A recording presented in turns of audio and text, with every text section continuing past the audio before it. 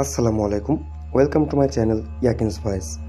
আজ আমি আপনাদের সাথে যে গল্পটি শেয়ার করব, গল্পটির নাম ৭ নম্বর বাক্স।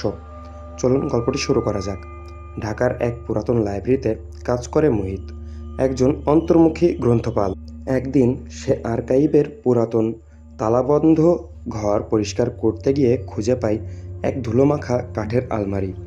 আলমারির ভিতর থেকে ৭টি বাক্স, প্রতিটি নাম্বার করা ১ থেকে ৭ পর্যন্ত। পুরনো লাইব্রেরির পুরনো রেজিস্টারে লেখা থাকে, এই বক্স খুললে তুমি জানবে তুমি কে। প্রথম ৬টি বাক্স খুলে মোহিত পায় শৈশবে একটা চিত্র, যেখানে সে হারিয়ে গিয়েছিল। তারপরে মায়ের শেষ চিঠি, যা কখনো পাঠানো হয়নি।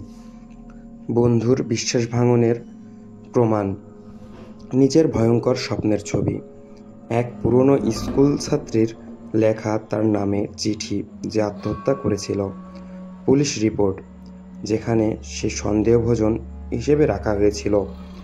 প্রতিটা বক্স যেন মোহিতকে তার গোপন সত্যগুলো মুখোমুখি করায়। সে শিউরে ওঠে। নম্বর ৭। মোহিত যেভাবে এটা খুলল, সত্যের শেষ জালে সে আটকে যাবে। তবুও কৌতূহল থামে না। সে বাক্সটা খুলতেই ভিতরের আয়নার মতো চকচকে ধাতব চলে আসে। তাতে লেখা একটি বাক্য ভেসে ওঠে, তুই যা দেখছিস তাই তুই। বাক্সগুলো তো তোর নিজের তৈরি। মোহিত হঠাৎ করে বুঝতে পারে সে লাইব্রেরির কোনো কর্মচারী না, বরং এই লাইব্রেরি এক প্রকার মানসিক পুনর্জাগরণের কেন্দ্র, যেখানে পাপবোধে ভোগা মানুষদের পাঠানো হয়। বাক্সগুলো তার অতীতের অপরাধ ও ভুল সিদ্ধান্তের প্রতিচ্ছবি। লাইব্রেরির বাইরে দাঁড়িয়ে থাকা এক লোক বলে, মোহিত আজ ৭ নম্বর বাক্স খুলেছে। সে এখন প্রস্তুত নিজের কাছে ফিরতে। পিছনে তাকিয়ে দেখা যায় লাইব্রেরির দরজায় নতুন একটা নাম টাঙানো হয়েছে, বাক্স ১, নতুন আগন্তুকের জন্য।